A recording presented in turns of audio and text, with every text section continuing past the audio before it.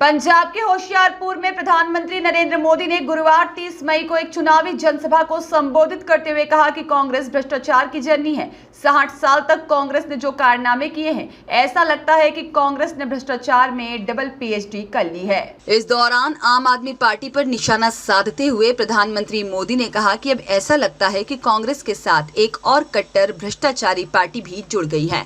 उन्होंने कहा कि पंजाब में तो यह आमने सामने लड़ने का ड्रामा कर रहे हैं, लेकिन दिल्ली में एक साथ चुनाव लड़ रहे थे और लोग भूले नहीं हैं कि यह झूठवादी पार्टी की पहली सरकार कांग्रेस के समर्थन से दिल्ली में बनी थी।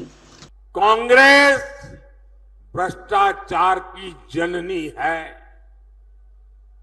60 साल तक कांग्रेस ने जो कारनामे किए हैं, भ्रष्टाचार की एक से बढ़कर एक वारदातें की है, ऐसा लगता है कांग्रेस ने भ्रष्टाचार में डबल पीएचडी कर ली है। और अब कांग्रेस के साथ एक और कट्टर भ्रष्टाचारी पार्टी भी जुड़ गई है। इतना ही नहीं, ये भयंकर झूठवादी पार्टी भी है। अब आप देखिए, यहां तो आमने सामने लड़ने का ड्रामा कर रहे हैं, दिल्ली में एक साथ चुनाव लड़ रहे थे और लोग भूले नहीं कि ये झूठवादी पार्टी, ये कट्टर भ्रष्टाचारी पार्टी की पहली सरकार कांग्रेस के समर्थन से दिल्ली में बनी थी। और इसलिए इन्होंने जो भ्रष्टाचार की जननी कांग्रेस है, उससे बराबर भ्रष्टाचार के पाठ पढ़ लिए हैं। हम छोटे थे तो एक कथा सुना करते थे, और कथा बड़ी मजेदार थी। वो कथा ऐसी थी कि एक प्रेग्नेंट वुमेन डिलीवरी के लिए अस्पताल में गई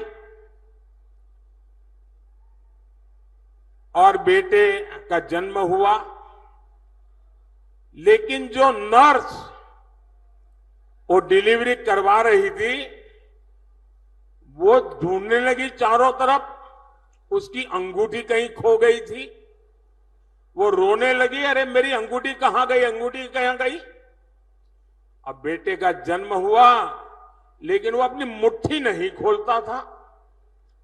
तो डॉक्टरों को चिंता हुई, इस बच्चे की मुट्ठी क्यों नहीं खुल रही है, अभी तो पैदा हुआ है। डॉक्टरों ने बड़े तरीके से उसकी मुट्ठी खोली तो अंगूठी उसकी मुट्ठी में थी।